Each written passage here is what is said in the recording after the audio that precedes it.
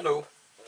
So today I want to do a quick run through of the Platoterm terminal emulator for accessing the venerable Plato Educational System. If you don't know what Plato is, Plato was an online educational system based at universities, started in the 1960s, believe it or not, by Control Data Corporation. And what it did was allowed students to use special graphical terminals to access essentially courses online um, via connection to a central server. And it was pretty advanced for its time, particularly regarding the fact that there were no personal computers at the time. So your only access to computer was through either university or corporation or something like that. So what Platoterm does, and it is by the way the brainchild of Thomas Cherry Holmes, an amazing individual, very talented, who basically devised this scheme where he created a terminal program called Platoterm, and it leverages the specific graphical capabilities of each retro platform it is implemented for. In this case I'm using a TI-99 4A, but there are implementations for the Amiga, for the Atari, for the Apple II, etc. And it works really well, and it'll give you a feel of what it was like to use these graphical terminals back in the day. So, oh, and I should mention that the Plato system itself is actually hosted by the cyber1.org organization for the purposes of preserving it for future generations. And it's still eminently useful, as we'll see shortly. So why don't we go ahead and start it up.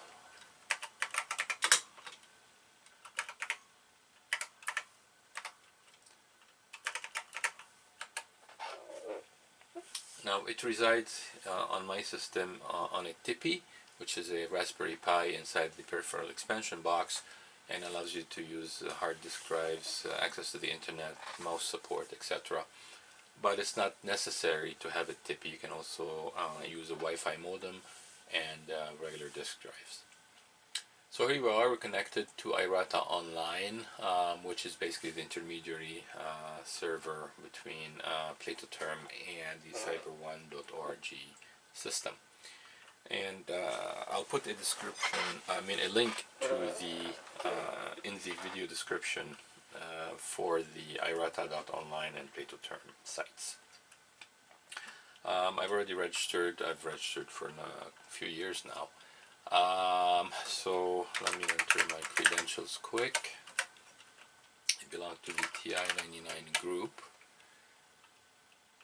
And my password.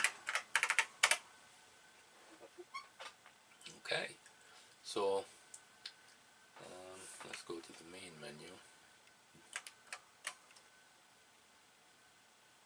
Alright, so you see we have a mouse cursor which we can use to select items on menus, but most of the navigation is usually done via keystrokes on the keyboard, and I maintain a cheat sheet basically with all the important keystrokes required. So this is where your entry point is usually.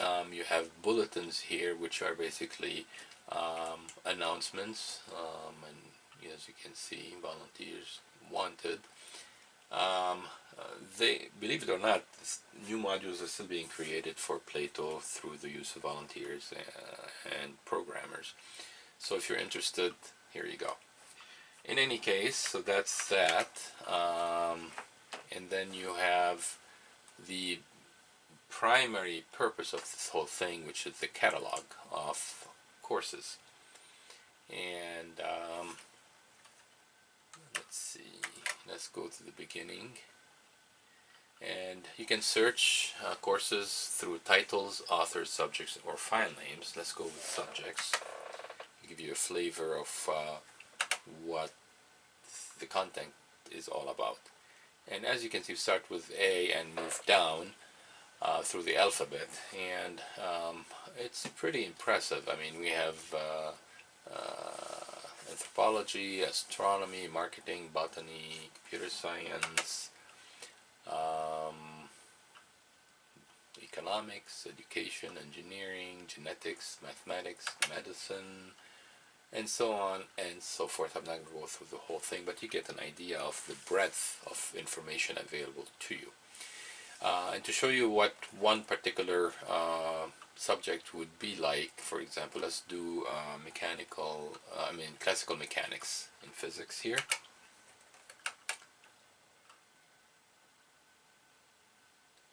And so this looks like a series of exercises on a variety of topics here. So there's a lot more, I'm sure. Why don't we try number one, the drill on vector basics. So provides with drill and practice vector concepts and in solving simple vector problems. Okay, I'm game. Let's try that. Alright, 5 exercises. We're not gonna do the whole thing, just give you an idea what it looks like. Okay, so we're given v equal 96 and theta equal 190 degrees. Okay, so that's the vector and it's displayed graphically here, and we're tasked to find the x and y components of the vector vx and vy. If you remember anything from high school math, the components of a vector are found by multiplying. For x, they're found by multiplying the magnitude by the cosine of the angle, and the y component is found by multiplying the magnitude by the sine of the angle. Magnitude here is v, which is 96. The angle is 190 degrees. So we need a calculator for that. Actually, we can use the online calculator. I've used that before. If we press Shift Lab, okay, so this is basically a text-based calculator, and you just enter terms, and it'll give you an answer. I believe though that the angles in this calculator are in radians, not in degrees, so I think we need to convert that angle to radians first before we can use that online calculator. So let's convert 190 degrees to radians. So the formula is usually the angle multiplied by pi, which is 3.14159. Oops.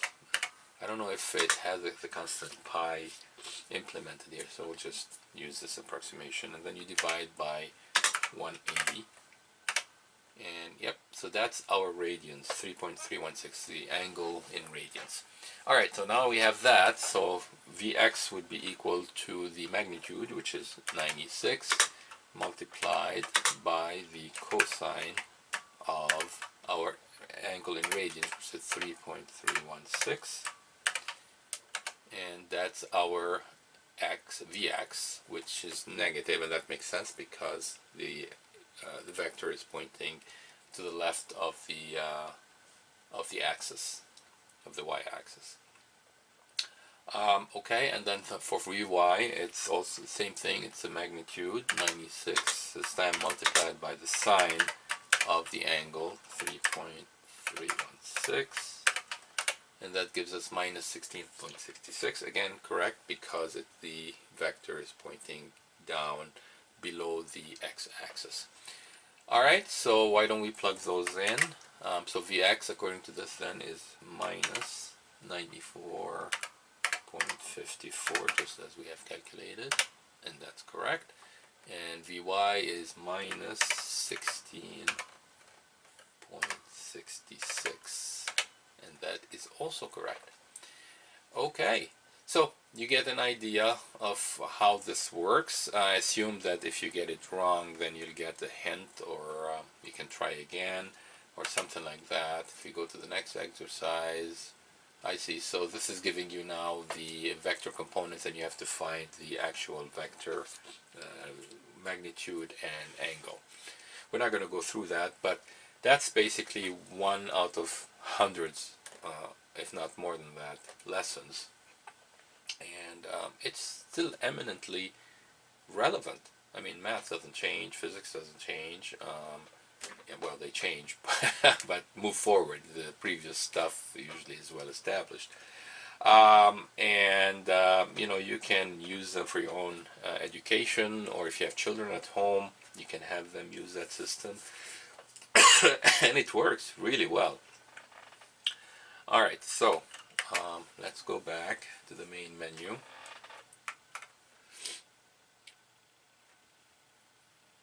So that's the catalog, and that's the most impressive thing in here. There's also games, and for games, you have a few choices. I've only played with Airfight. I haven't tried the others.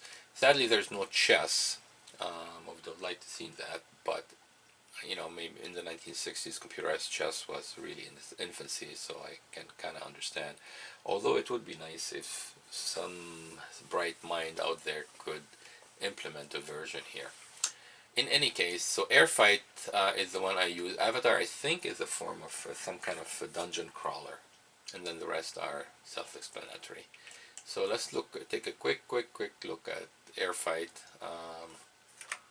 And it's basically a multiplayer online dogfighting simulation. There are 0 players now. I've never seen any players actually in there, which is sad, as maybe once people see this video, maybe they'll be interested in trying it out.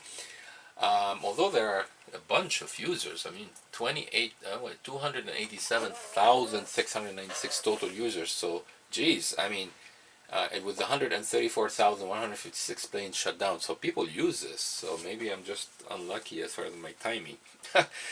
In any case, so why don't we go right to it. I'm gonna go with the X-15 Squadron, which is a non-combatant, since there are no other players to fight. What do I call myself? Multicon. Alright, so that's an experimental plane. It carries no missiles and it cannot be shot down. It will be released at 25,000 feet, positioned in the lower left-hand corner of the large map, headed towards your base with a speed of 700 miles per hour. So I assume if we keep going straight ahead, we'll hit the base. Now the only plane that can hold an altitude or space speed record. Oh, I see. So you can try to go for a record here. Never tried that one. Okay, so this is a pretty nifty graphical simulation here. You've got your yoke, your rudder, your radar, you got your heading, pitch and roll, altimeter, fuel, speed, climb, and g-forces. And this is your throttle here in the box. So right now I'm at 0. By the way, it's not real time, which means that you have to enter your commands and then press enter for them to become active, and then you see the effect on the screen. It's not, nothing happens if you don't touch anything. So it's not running live. Okay, so let's increase the throttle a little bit. Let's go to 5, and let's do a quick left turn, or right turn, let's say.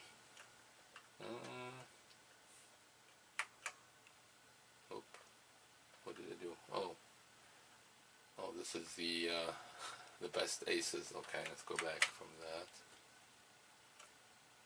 Okay, we'll do. Here we are. And now, so I have my speed at 5. My yoke is deflected to the left. I'm going to do a left turn. Press enter, and you see the effect of that. And yeah, you can keep going. We're not gonna play a full game here. It takes a while. But yeah, I mean, you can move around, you can climb, you can descend, you can land. There are a few visuals, not a lot really. Your base is primarily your only visual, and then other fighter planes if you're playing a multiplayer fighter game. And if you know what the map is, then you can kind of go to places depending on the map. I haven't displayed it here. Okay. So let's see how we exit that. Let's go back to the main menu, or the games menu I should say.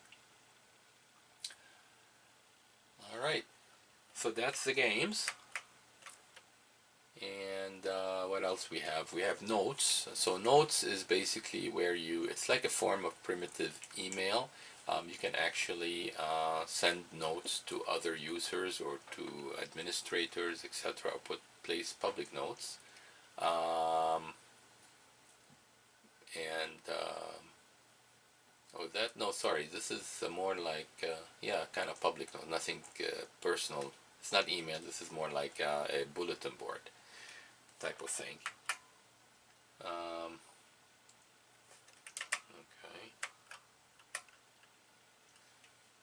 so we don't want that. Let's go back. Never used that one. So this is more like a reference type of thing, looks like.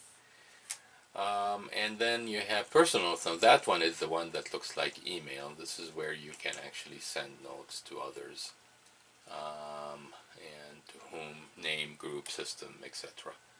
And that's again pretty forward for the 60s when this started. Email, essentially. Okay. Nope, we're back to the main menu. And finally is the fun stuff. And the fun stuff is fun depending on, on your inclination, but we have a few things. We have rose patterns, which is just basically a graphical line simulator. It's pretty cool, pretty fast actually. And you know, you can do game of life. Let's do that. Let's see what that is about. Oh, interesting. Okay, I'm not going to explore that right now, but looks like I did not know that existed. Let me just see.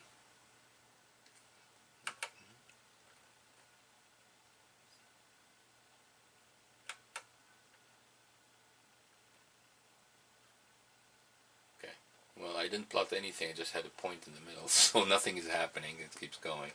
So let me go back out of that. All right, I'll have to explore that. I love the game of life. That's pretty cool. All right, so aside from that, we have a basic simulator. Now that is super interesting. Remember, I mean, when this was created, the system, not the Platoterm, but the original Plato, people did not have personal computers, and so the only way you could learn programming was by using university or corporation computers. And so this is a full-fledged basic interpreter. Really, I mean, it's got a really good set of commands. It does have some limitations as far as display capabilities, but it does work quite well, I should say. And actually, what I did is a few days ago, entered actually a program from David Al's Basic Computer Games. I'm sure you're familiar with that book. And the program was called Gunner, which basically puts you at the helm of a gun, and you're supposed to shoot a target, a number of yards away by modifying the inclination of the gun. The beautiful thing about this Plato system is that you are assigned a share of the storage space, which is permanent to you until your account is deleted. And I don't know how much space is dedicated to you personally, but like my game, the game I entered, Gunner, is still in there. There it is, Gunner. And so, yeah, I mean, this is awesome. So you can really have a collection of programs in there, and they are resident as long as you have an account.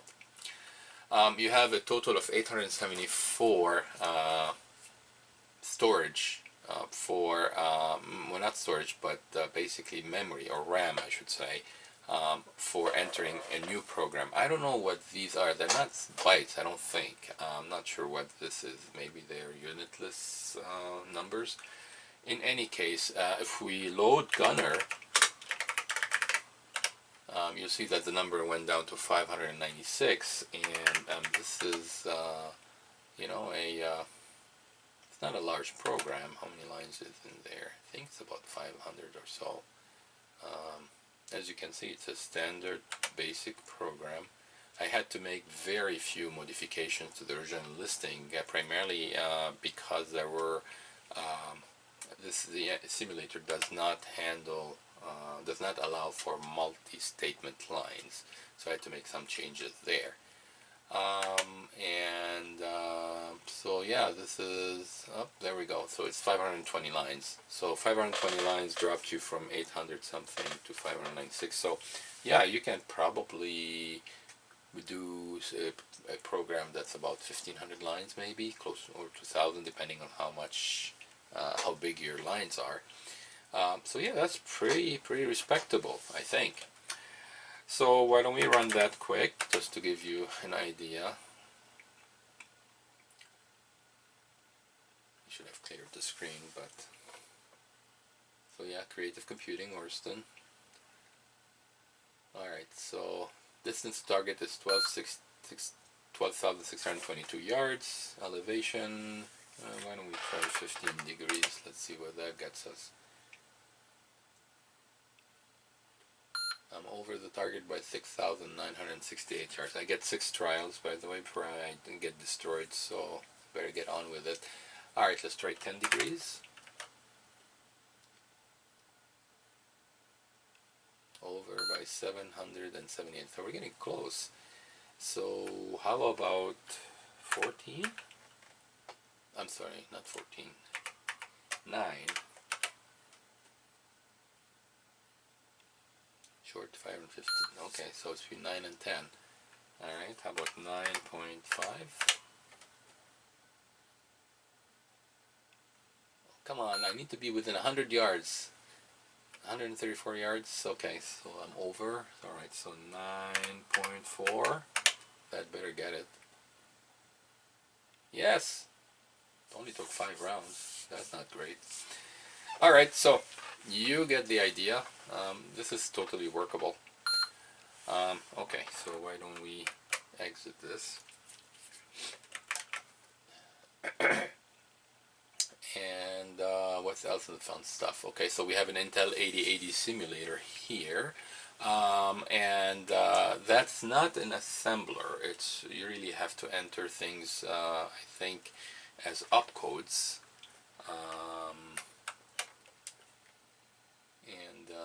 Yeah, as you can see, you get the registers, you get the program counters, the stack pointer, the flags, and then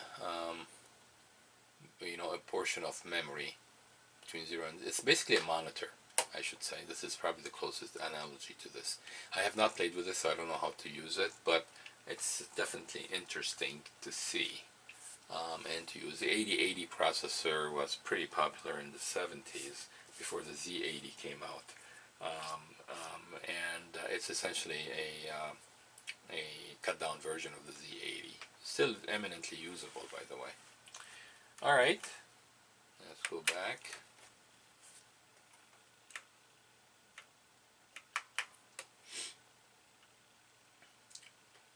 And lastly, we have computer jokes. Well, there are 0 jokes. No jokes in there. Let's see. I'll be curious. Steve Wozniak was a notorious jokester. Did you hear the one about Chuckle Chuckle? Okay, let's see.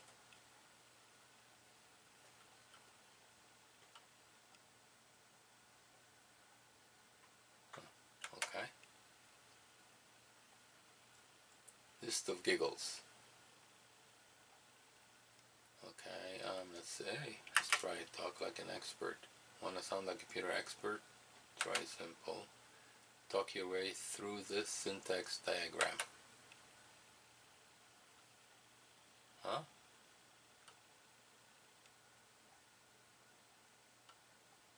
Portion. So the need for 4th generation hardware is inconsistent with interrupts. Oh, I see. Okay. You just do the combination of things to create smart sounding sentences. Alright. Okay, so essentially this is the entire system. There is so much to explore here, you really need to take your time and explore it fully.